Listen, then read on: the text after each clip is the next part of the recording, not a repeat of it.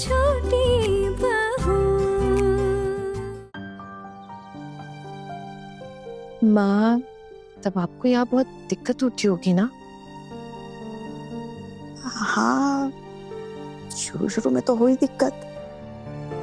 इस घर के रीति रिवाज बहुत सख्त थे और मेरी सास बहुत कड़क थी। हर वक्त ना पैसे बचाने की बातें करती थी। फिर वही आदत धीरे धीरे मुझे भी लग गई। तुझे पता है, मैं जब भी अपने मायके जाया करती थी ना, तब तब बाबा मुझसे पूछते थे, क्यों रे दुर्गा, तेरे ससुराल वाले तुझे ठीक से खिलाते पिलाते नहीं है क्या? मेरे मायके में एक बहुत बड़ा तालाब हुआ करता था। मेरे बाबा वहां से मच्छी पकड़वा कर घर लाते थे और मेरी माँ, मेरी काकी खूब अच्छे से पकाकर तल कर मुझे ठूस ठूस कर खिलाती थी। मीठा, खीर, मिठाई ऐसे थाल में सजा कर देती थी। बहुत याद आती है माँ की, पापा की। तुझे पता है, मैं अपने बाबा की आंखों का तारा हुआ करती थी। ये जो दुर्गा नाम है ना, मेरे पापा ने मुझे दिया। दुर्गा बड़े प्यार से बुलाते थे। सब भी करेंगे, सब भी करेंगे, बस आप सिर्फ यादें रहेंगी। मेरे बाबा भी ना ऐसे ही थे। मेरे पापा मुझे छोड़ खाना तक नहीं खाते थे। मुझे बुखार होता था ना, तो बाबा खाना छोड़ देते थे। मेरे पापा कहते थे, मेरी बेटी जहां जहां कदम रखेगी ना, वहां लक्ष्मी का वास होगा। मेरे पापा जिंदा होते ना, तो उनसे पूछती कि भविष्यवाणी तो उल्टी हो गई। मुझे तो मेरी किस्मत ने कुलक्षणी बनाकर रख दिया। अगर वो जिंदा होते ना, तो पूछती उनसे कि उन्होंने मुझ में ऐसा क्या देखा जो किसी और को दिखाई नहीं देता।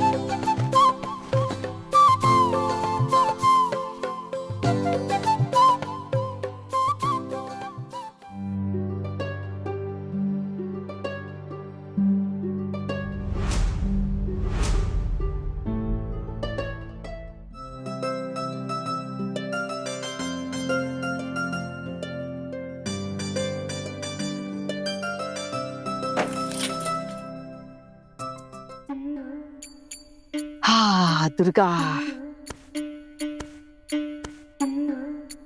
छी छी छी छी छी, गीले कपड़े से पोंछ पोंछ के पूरा चिपचिपा करके रखा इस लड़की ने बदन। 2 दिन हो गए हैं, नहा नहीं पाई हूँ। ऐसे थोड़ी ही रह सकती हूँ। अभी ये दरवाजा खोलूंगी ही नहीं। अभी इतनी सुबह को कोई उठा भी नहीं होगा। वो लड़की तो नहाने गई है, अच्छा मौका है, जल्दी नहा लेती हूँ।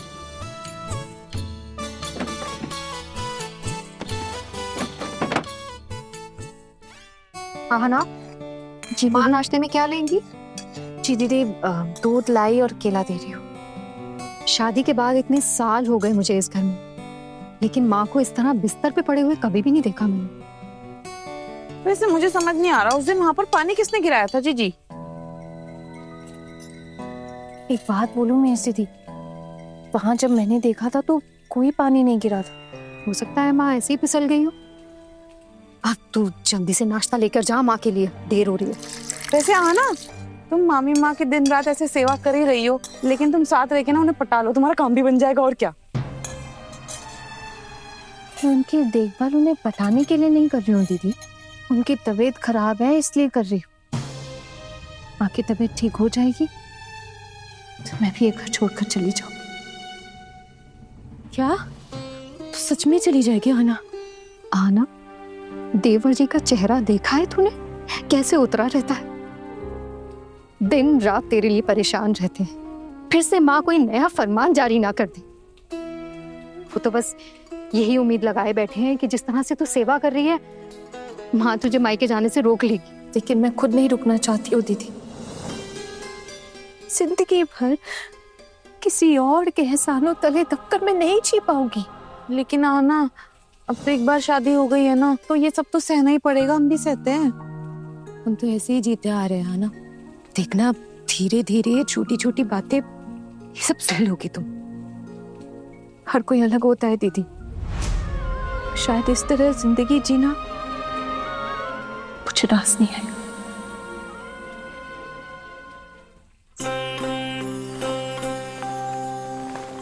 जल्दी से पाही सुखाकर जोड़ा बांध देती हूँ। किसी भी वक्त आ सकती है ये लड़के।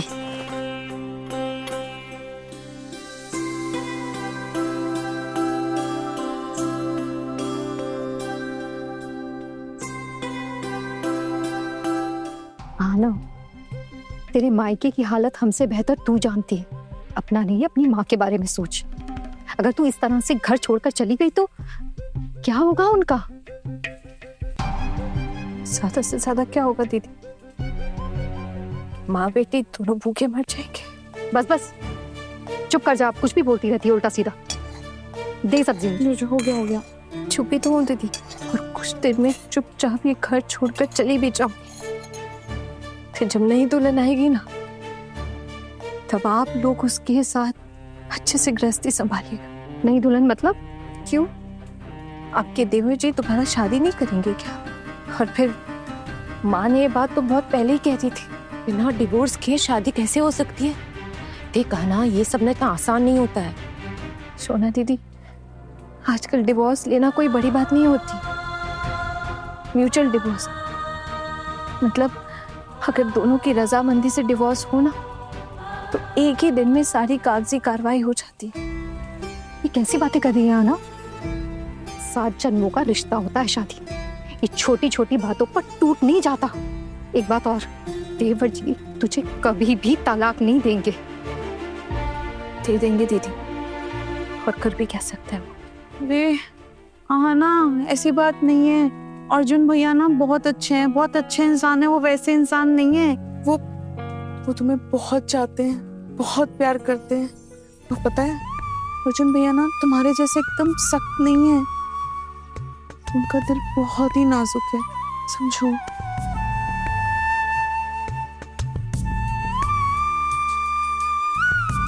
अब मैं माँ को नाश्ता देकर आती हूँ, देर हो रही है।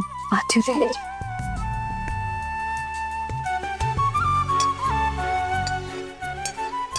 मुझे ना इन दोनों के लिए बहुत बुरा लग रहा है दीदी। लगता है इन दोनों को पास लाने के लिए कुछ ना कुछ रास्ता निकलना पड़ेगा।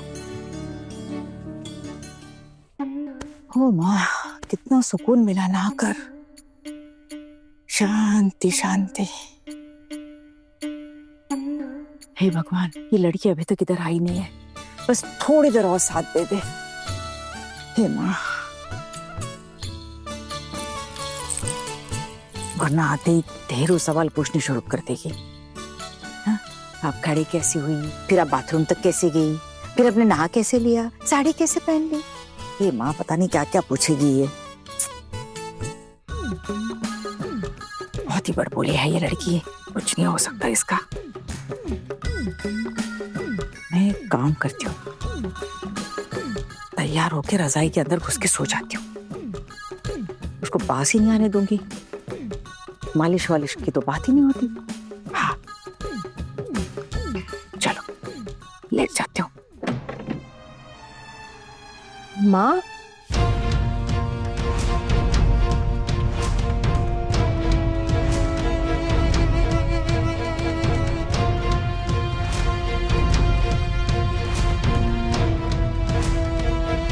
माँ आप खड़ी हैं?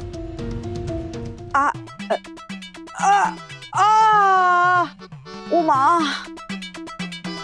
वो बाथरूम जाना था तो जैसे तैसे लाठी का सहारा लेकर ना बाथरूम तक गई थी। अब तुम थी नहीं तो क्या करती। माँ, तो आपको मुझे बुलाना चाहिए था। आप ऐसे अकेले क्यों खड़ी हो गई? बेल भी थी ना आपके पास, कम से कम उसे ही बजा देती आप। अरे कोई नहीं, छोड़ दो ये सब, छोड़ दो। आपको बिठा देती।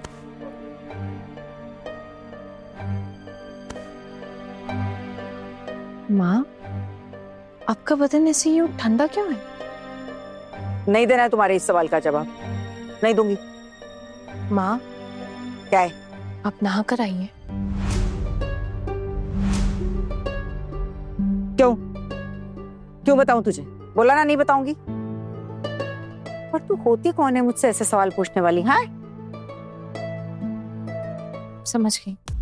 क्या समझ गई? ए, ऐसे हंस क्यों रही है मन मन? कुछ नहीं माँ, वो अब नाश्ता लेकर आई हूँ आपके लिए। ठीक है। ओ माँ, अरे ये ए माँ। माँ, माँ, क्या है रे? वो आपकी दाहिनी तरफ की कमर में चोट लगी थी ना, बाईं तरफ नहीं। तुझे क्या पता कि मेरे कौन से बदन में कहाँ दर्द हो रहा है? हाँ? कौन से डॉक्टर किए तूने? माँ, पिछले दिन ही तो अब हम ये कंफ्यूजन था कि दाई तरफ चोट लगी कि बाई तरफ, फिर याद है क्लियर हुआ था कि दाई तरफ की चोट लगी है। ठीक है, ये सब छोड़िए माँ, आप बैठिए, मैं आपको नाश्ता खिला देती हूँ। ठीक है ठीक है, यहाँ रख दिया है ना, अब जाओ, चली जाओ। चली जाओ? मुझे तो आपके पास ही रुकना है माँ। अरे बोला ना रुकने की कोई जरूरत नहीं है। सुना नहीं तूने? एक बात नहीं मानती हो तुम, पता है कितनी ढीठ हो गई हो। चली जा यहाँ से। हाँ माँ, मैं इस दुनिया की सबसे बुरी लड़की हूँ, मान लिया मैंने। माँ, अगर अब आपकी तबीयत ठीक हो गई है तो मेरा मतलब है अब आप चल फिर पा रही हैं तो। हाँ तो मैं चल फिर पा रही हूँ तो फिर कल। हाँ, इसका मतलब तू कल ही मायके जाना चाहती है? हाँ, इसी महीने मायके जाकर तू मेरे बेटे का अमंगल करेगी, यही चाहती है ना तू? मेरे यहाँ रहने से भी तो अमंगल हो ही रहा है ना माँ। और आप देखिएगा, मेरे चले जाने से ना आपके बेटे का भाग्य दोबारा खुल जाएगा। इतनी बातें करने की ना जरूरत नहीं है। और एक बात कान खोल कर सुन लो, हम तुम्हें इस घर की बहू बनाकर लाए हैं, तो तुम तभी जाओगी जब हम लोग चाहेंगे। आप मुझे क्यों रोक रही है माँ? अपने फायदे के लिए, अपने बेटे के फायदे के लिए। अब बोल, हाँ? तुझ पर तरस खाकर कुछ नहीं कर रही हूँ मैं, रुकना चाहती है। माँ, आप बैठेंगी या वापस लेट जाएंगी तो मैं आपको नाश्ता खिला देती हूँ। मैं लेट जाती हूँ। ठीक है, आइए आराम से।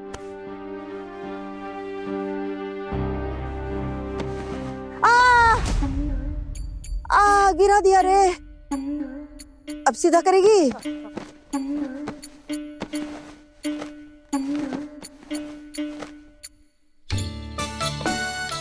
ये लड़की अब तक तो समझ ही गई होगी कि मैंने इसे रोकने के लिए ही इतना ड्रामा किया है। अब अगर ये बात सबको इसने बता दी तो। अरे मैं क्या बोल रही थी, वो कल रात को तुमने जो दवाई दी थी ना, उससे बहुत आराम मिला है। मतलब दर्द भी कम हो गया है। और रात को सोते हुए खाई थी तो देखो, चल फिर भी पा रही हूँ आज। शायद इसीलिए आप भूल गई थी कि आपको कौन सी तरफ दर्द है, दाई या बाई? हाँ, हो रहा है मेरी बाई तरफ दर्द। तुम्हें क्या सब पता रहता है क्या? सिर्फ शांत रहना नहीं जानती बस। माँ, मुंह खोलिए।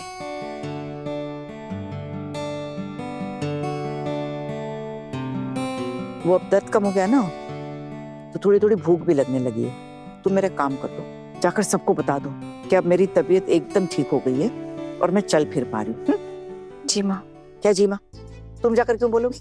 मेरी तबीयत ठीक हो गई है तो अब मैं चल फिर भी पा रही हूँ। ए माँ, क्या? आप आराम से बैठिए, और घर बिल्कुल ठीक ठाक है। आप 1-2 दिन आराम कर लेंगी तो घर में उथल पुथल नहीं मचेगा। और वैसे भी आपने घर में सबको अच्छे से सिखाया पढ़ाया है ना, आपको टेंशन लेने की बिल्कुल जरूरत नहीं। आप ये सब छोड़िए।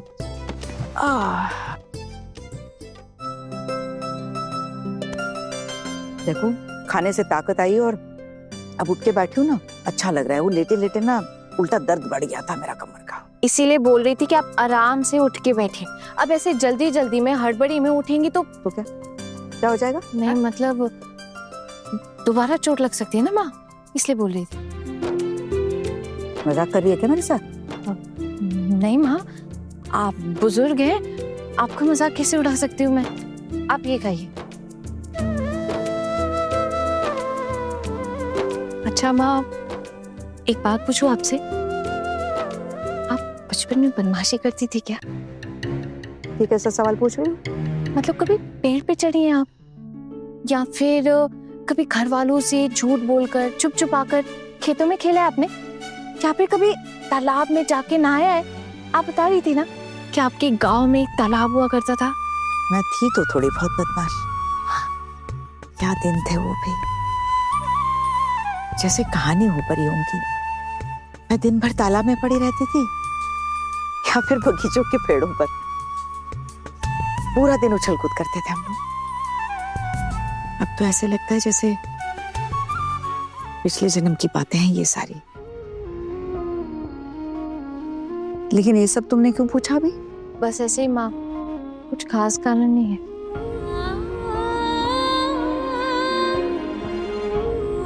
क्या हुआ माँ? कुछ नहीं, बस अपने घर की याद आ गई। जैसे सब कुछ आंखों के सामने है। खूब हलचल रहती थी मेरे घर में, कितने सारे लोग, माँ बाबा, काकी माँ, पीसी माँ, काकू और भाई बहनों के साथ तो कितनी उछल कूद करती थी, कितनी मस्ती। बस याद आ गई सबकी।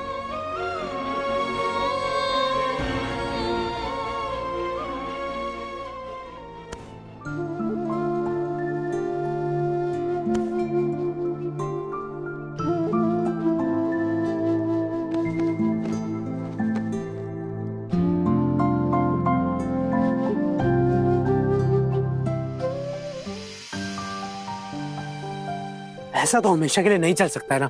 अरे छोटू, अब तो बड़ी माँ की तबीयत भी ठीक है, तो बड़ी माँ अब भी तुझे अपनी पत्नी से मिलने नहीं दे रही। अब तो मुझे ही बुरा लगने लगा है छोटू तेरे लिए। क्या बताऊं, मतलब कुछ तो प्लान करना पड़ेगा ना हमें। मुकुंद दादा, मैं तो कहता हूँ आप रहने दो, अभी छोड़ दो प्लानिंग, कोई जरूरत नहीं इस चीज की। वैसे भी माँ की तबीयत खराब थी, इसलिए उन्होंने आना को अपने पास रोका हुआ था। अब तो माँ की तबीयत ठीक हो गई है और वो कुछ ही दिनों में आना को अपने मायके वापस भेज देंगे। नहीं छोटू, मायके जाने से पहले तुम दोनों को साथ में कम से कम कुछ वक्त तो बिताना चाहिए ना। अभी तक तो तुम दोनों ने सुहागरात तक भी साथ नहीं बनाई है। वही तो, बड़ी माँ अभी तक अपने कमरे से नहीं निकली है, तो एक बार तू मेरा प्लान सुन ले। मीता जाकर बड़ी माँ को, मैं? हाँ तुम, मीता जाकर बड़ी माँ को ये बोलेंगी कि छोटू को ना बहुत तेज बुखार है। हाँ, ये सही रहेगा। नहीं, बुखार नहीं बोल सकते, सॉरी। हाँ, मीता जाके बोलेगी कि छोटू को ना बहुत तेज सर दर्द हो रहा है, उसका सर दर्द से फटा जा रहा है। लेकिन दादा ये सब माँ को बता के क्या फायदा होगा? अरे अर्जुन भैया, आप बिल्कुल ना समझो। सर दर्द कर रहा है तो सर दबाने के लिए भी कोई चाहिए होगा ना। तो मैं एक काम करती हूँ, मैं सीधा जाके बड़ी माँ से कहती हूँ कि अर्जुन भैया का सर दर्द के मारे फटा जा रहा है, और वो तुरंत हना को भेज देगी इस कमरे में आपका सर दबाने के लिए, है ना? सही कहा आपने भाभी, ये प्लान अच्छा लग रहा है। आप माँ को पहचानती नहीं हो, इतने दिनों से देख रही हो ना भाभी आप, तो कैसे चलेगा ये? छोटू, अब ना बातें करने से कुछ नहीं होने वाला है। अब हमें कुछ ना कुछ प्लान करके तो मैनेज करना ही पड़ेगा ना। एक काम करता हूँ, मीता नहीं तो मैं जाके बोलता हूँ बड़ी माँ को। हाँ। क्या है ना, मैं बड़ी माँ के कमरे में जाके सीधा आना को डांट दूंगा। क्यों? कमिंग टू द पॉइंट, मैं जाऊंगा राना को बोलूंगा, आना क्या कर रही हो तुम? बड़ी माँ के कमरे में क्या जरूरत है तुम्हारे रहने की? वहां पे तुम्हारे पति का सर दर्द से फटा जा रहा है और तुम हो किया। अरे जाओ जाके अपने पति की सेवा करो, उसका सर दबाओ, बाम लगाओ उसे। और देखना बड़ी माँ तो अपने छोटू के लिए पागल है। ये बात सुन ले, खुद ब खुद भेज देंगे आना को इसका ख्याल रखने के लिए। आइडिया तो सही है दादा, लेकिन आपसे एक बात कहूँ, आना से ना मेरी बात ही नहीं हो पा रही है। कल मैं कोशिश कर रहा था उससे बात करने की, लेकिन जैसे पिशीमोनी और चाची जी आ गई और फिर माँ के सामने उन्होंने बवाल खड़ा कर दिया। मुझे तो अब ऐसा लग रहा है कि मेरी तो अब हिम्मत ही नहीं हो रही आना से दोबारा मिलने की। मुझे तो समझ ही नहीं आ रहा। है छोटू, शादी हो गई अब तेरी, हिम्मत नहीं हो रही है दादा बोलने से अब कुछ नहीं होने वाला, समझा? ठीक है, टेंशन मत ले, मैं कुछ ना कुछ करता हूँ तुम दोनों को मिलवाने के लिए एक साथ। पक्का? एक सेकेंड, वो ऑफिस से आने के बाद तू बड़ी माँ से मिला क्या जाके? नहीं। अब मिलने जाने की कोई जरूरत भी नहीं है छोटू, क्या है ना, हम जाके बड़ी माँ को ये बोलेंगे कि तू उनसे मिलने नहीं आ सकता है, तेरा ना सर दर्द हो रहा है, ठीक है? डन? डन। हाँ ठीक है, लेकिन दादा हाना अभी एकदम नहीं आए तो भी चलेगा, लेकिन रात तक भेज देना, वो थोड़ी सी बातें करनी थी। हाँ हाँ देवर जी, ठीक है, हम दोनों देखते हैं क्या कर सकते हैं आपके लिए, आपका दर्द कैसे दूर करें।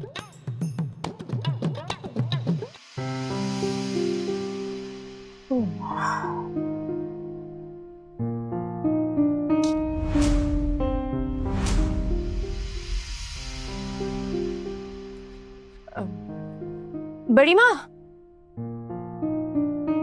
मैं अंदर आऊं? क्या चाहिए? वाह बड़ी माँ, आज आपको ना ऐसे बैठी हुई देखकर मुझे बहुत अच्छा लग रहा है। आपको पता है बड़ी माँ, हम लोग आपके लिए कितना परेशान थे। मक्खन बर्बाद मत करो, कहीं और जाकर लगाओ। मुझे पता है, मुझे गिरता देख तुम लोगों से ज्यादा खुश कोई नहीं हुआ होगा। नहीं नहीं बड़ी माँ, आप कैसी बातें कर रही हो, मैं सच बोल रही हूँ, विश्वास कीजिए मेरा। ठीक है, क्या चाहिए बोलो। क्या ही बताओ बड़ी माँ, और एक कांड हो गया है।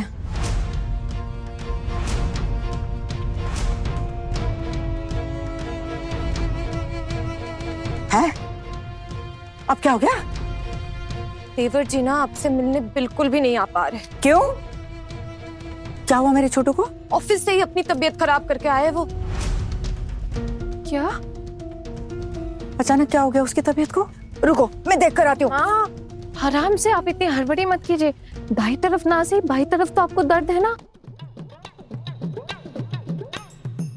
आराम से उठिए माँ। हाँ, वो छोटू की तबीयत सुनकर इतना डर गई ना, भूल ही गई थी कि मुझे कोई दर्द भी है। नहीं नहीं बड़ी माँ, आपको व्यस्त होने की कोई भी जरूरत नहीं है। मैं तो बस यही बोलने आई थी कि देवर जी का सर दर्द से फटा जा रहा है, और हाँ, उनका बदन भी दुख रहा है। पर बड़ी माँ, आप इस हालत में मत जाइए। अरे सुन, छोटू को कोई बुखार तो नहीं है? बुखार नहीं, बुखार तो नहीं है, सर दर्द से बहुत परेशान है वो। लेकिन आप टेंशन मत कीजिए, आपके भतीजे ने उन्हें दवाई दे दी और सोने के लिए भी कह दिया। शायद 2-3 घंटे रेस्ट करेंगे तो ठीक हो जाएंगे बिल्कुल। वो मेरा ना मन नहीं मान रहा, मैं जाकर एक बार देख ही आती हूँ। हाँ माँ, लेकिन आप ऐसे कैसे? बड़ी माँ। हाँ, तो कौन? तूने दवाई दी है ना? कैसा है मेरा छोटू? मत ही पूछो बड़ी माँ, ना जाने कहाँ से अपनी तबीयत खराब करवा के आए। अभी तो जस्ट आप ठीक हुई हैं, पर अब ये छोटू। और तुम यहाँ खड़ी होके सुन क्या रही हो? सुना नहीं तुमने? छोटू का सर दर्द से फटा जा रहा है, जाओ जाकर उसकी सेवा करो, फिक्र करो अपने पति की। और बड़ी माँ भी ठीक है, और हम सब हैं इनकी देखभाल करने के लिए। अपनी पत्नी होने का फर्ज निभा लो थोड़ा सा। दादा, मैं यहाँ काम कर रही थी, माँ के नाखून काट रही थी। अरे आना, नाखून तो कोई भी काट सकता है ना, और छोटू के लिए तो तुम होनी चाहिए ना। और दवाई देके आया हूं मैं उसे, बाम भी रख दी है मैंने, हो सके तो उसके सर पे अच्छे से बाम लगा देना। क्या है ना बड़ी माँ, सर दर्द से आराम मिलेगा उसे। हाँ बिल्कुल, मैं एक बार देख आती हूँ। हाँ उसको